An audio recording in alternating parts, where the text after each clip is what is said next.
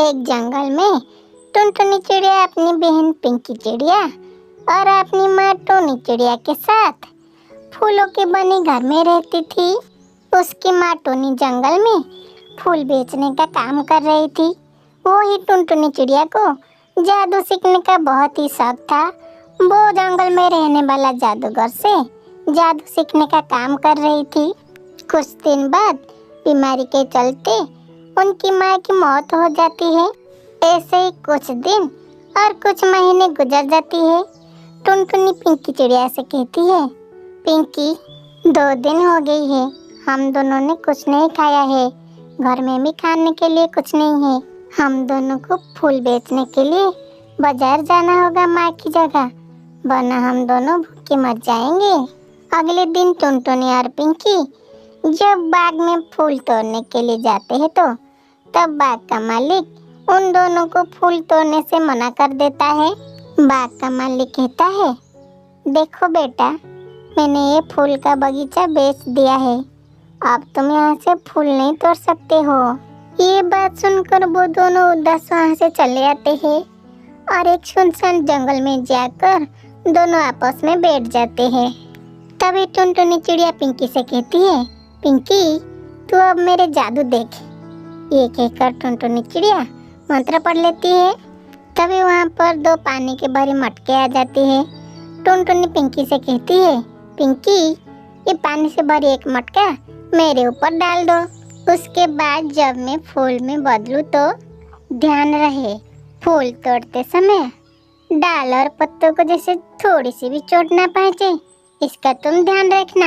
और जैसे सारे फूल तोड़ जाए तो मुझ पे ये पानी का दूसरा मटका डाल देना, मैं फिर से अपने असली रूप में आ जाऊंगी।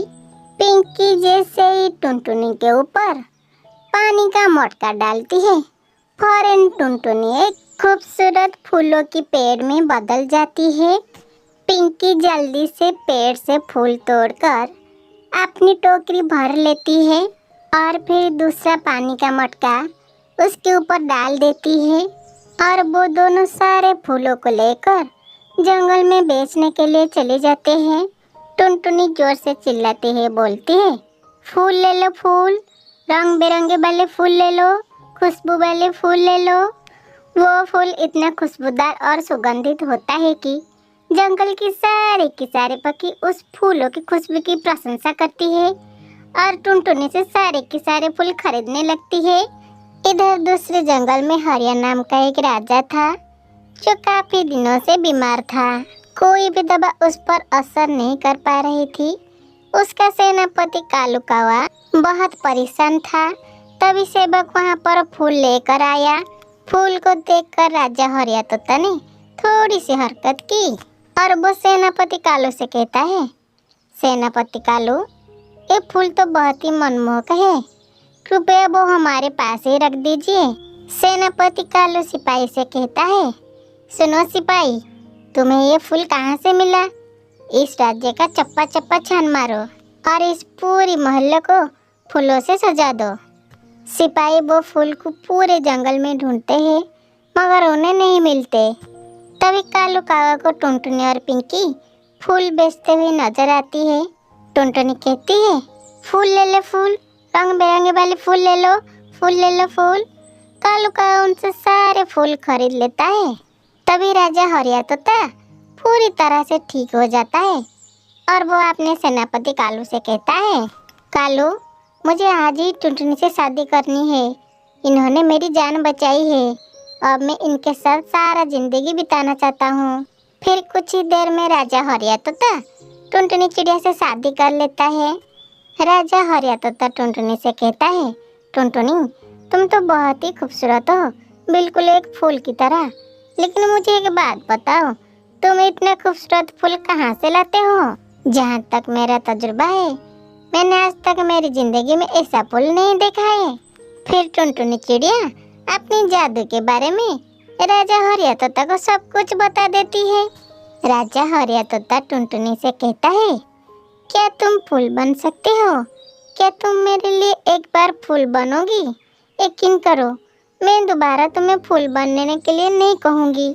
टुनटुनी कहती है, क्यों नहीं, लेकिन हमें इसके लिए सुरक्षित स्थान पर जाना चाहिए। फिर टुनटुनी और राजा हरिया तोता एक खाली जगह पर जाते हैं। फिर जैसे ही राजा हरिया तोता टुनटुनी के ऊपर पहले मटके का पानी डालते हैं, वो एक खूबसूरत फूलों के पेड़ में बदल जाता है। और राजा दूसरे मटके का पानी डालते हैं और वो पहले की जैसा हो जाती है। पर ये सारी चीजें कालू कौवा छुप कर देख रहा था और वो कहता है, अच्छा, इस राजा की पत्नी टुनटुनी को जादू आता है, तभी ये फूल में बदल जाता है। मुझे कुछ करना होगा। उसके सारे फूल तोड़कर मैं बाजार में अच्छी दाम में बेचूंगा। ऐसे ही कई दिन गुजर जाते हैं। कालू कौवा बहाने से टुनटुनी को अपने साथ एक सुनसान जगह पर ले गया है। फिर कालू कौवा टुनटुनी से कहता है, सुनो रानी साहिबा, मैं कल आपको फूल बनते हुए देखा था। मैं जानता हूँ कि आपके अंदर फूलों की पेड़ बनने वाला एक अद्भुत कला है। प्लीज रानी साहिबा, एक बार फूलों की पेड़ बनकर दिखाओ ना, आपकी बड़ी मेहरबानी होगी। कालू कौवा की बार बार जिद करने पर टुनटुनी उसकी बात मान जाती है, क्योंकि टुनटुनी बहुत ही भोली और साफ दिल की चिड़िया थी।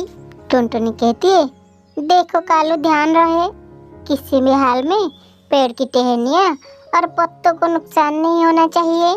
तुम बहुत ही आराम से मुझ में से फूल तोड़ना और उसके बाद ये दूसरे मटके का पानी मेरे ऊपर डाल देना, ठीक है? फिर टुनटुनी के कहे अनुसार कालू कौवा उसके ऊपर पहले मटके का पानी डाल देता है और वो फूलों के पेड़ में बदल जाता है। फिर कालू कौवा बड़ी बेरहमी के साथ उसके सारे फूल तोड़कर वहाँ से चला जाता है। बेचारी टुनटुनी फूल बनी वहाँ पर बेहोश पड़ी रहती है। उसकी शाखाएं जमीन पर पड़ी थी। तभी कुछ देर बाद जोर से बारिश होने लगती है। तभी टुनटुनी अपनी पहले रूप में आ जाती है। वो बहुत जख्मी थी। तभी पिंकी चिड़िया वहाँ से गुजर रही थी और वो अपनी बहन को जख्मी देखकर उसको अपने घर ले आती है और उसकी मरहम पट्टी करती है। तभी कुछ देर बाद राजा हरिया तोता अपनी पत्नी टुनटुनी को ढूंढकर उसके घर आती है। टुनटुनी कालू कौवा की सारी हरकत के बारे में राजा को बता देती है। टुनटुनी बोलती है, महाराज, कालू कौवा ने मुझे धोखा दिया है। वो बड़ी बेरहमी से मेरी टहनियों से सारे फूल तोड़ लिया है और मुझे जख्मी हालत में वहीं पर छोड़ दिया। वो बहुत बुरा है महाराज। ये बात सुनकर राजा हरिया तोता को बहुत ही गुस्सा आता है और वो कालू कौवा को उसके किए की सजा देती है। फिर टुनटुनी अपने पति हरिया तोता के साथ खुशी खुशी रहने लगती है और उसकी बहन पिंकी फूल बेचकर अपनी जिंदगी गुजारने लगती है। बहुत समय पहले ही टोनी चिड़िया अपने बेटे और बहू के साथ सुंदरबन जंगल में रहती थी। उसकी बहू टुनटुनी एक गरीब घर की चिड़िया थी, इसीलिए वो उसके ऊपर बहुत ही जुर्म करती थी। उसका बेटा बंटी कबूतर अपनी माँ के भड़कावे में आकर टुनटुनी के ऊपर अत्याचार करता था। एक दिन बंटी शराब की नशा में धुत होकर घर आता है। उसकी हालत देखकर टुनटुनी कहती है, आप रोज रोज कर शराब पीकर घर क्यों आते हैं जी? शराब पीना सेहत के लिए हानिकारक होता है। मेरी बात मानिए, आप शराब पीना छोड़ दीजिए। बंटी कबूतर कहता है, तो मुझे पीने से रोकेगी? तेरी माँ बाप के पैसे से मैं शराब नहीं पीता, खुद कमाता हूँ और खुद पीता हूँ। और अपनी जुबान बंद कर और दूर हो जा मेरी नजरों से। इतना कहकर बंटी कबूतर फिर से शराब पीने लगता है। टुनटुनी उसके हाथ से शराब की बोतल छीन लेती है।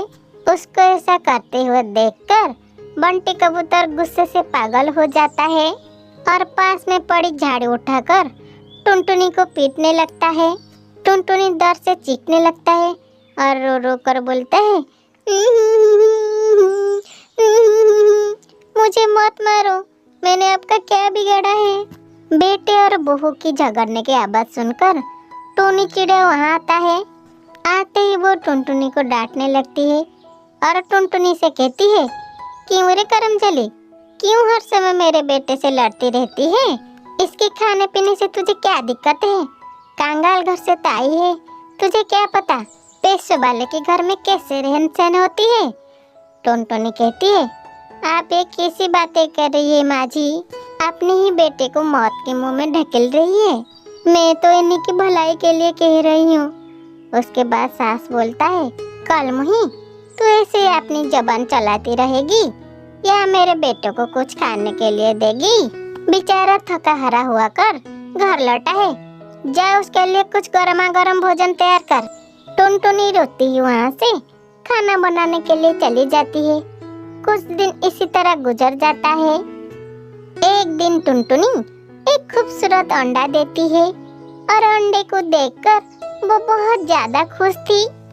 टुनटुनी कहता है, हो सकता है इस अंडे को देखकर बंटी कबूतर बदल जाए, लेकिन टुनटुनी की खुशी ज्यादा दिन तक नहीं टिक सकती थी।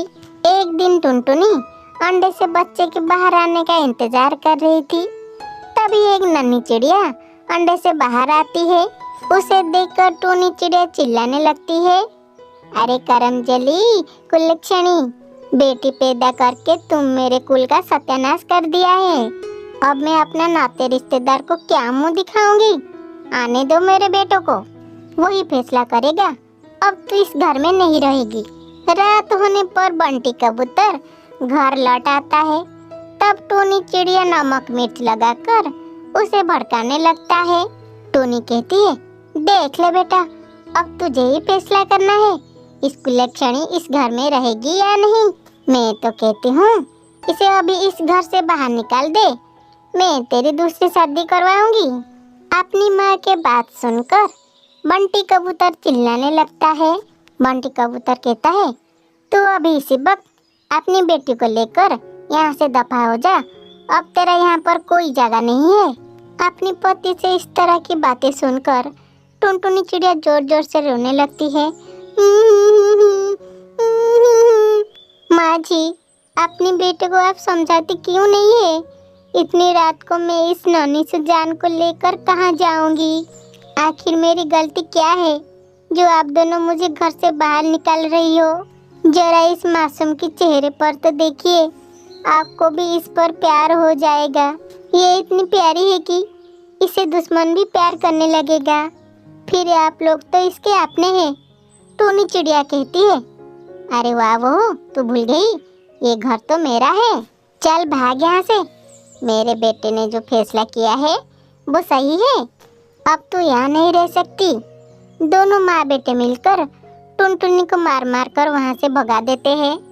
रोते रोते टुनटुनी कहती है, ठीक है माँ जी, अब मैं जा रही हूँ, लेकिन एक ना एक दिन आपको अपनी गलती का एहसास होगा। टूनी कहती है, टुनटुनी अब जा यहाँ से, ज्यादा बकवास मत कर।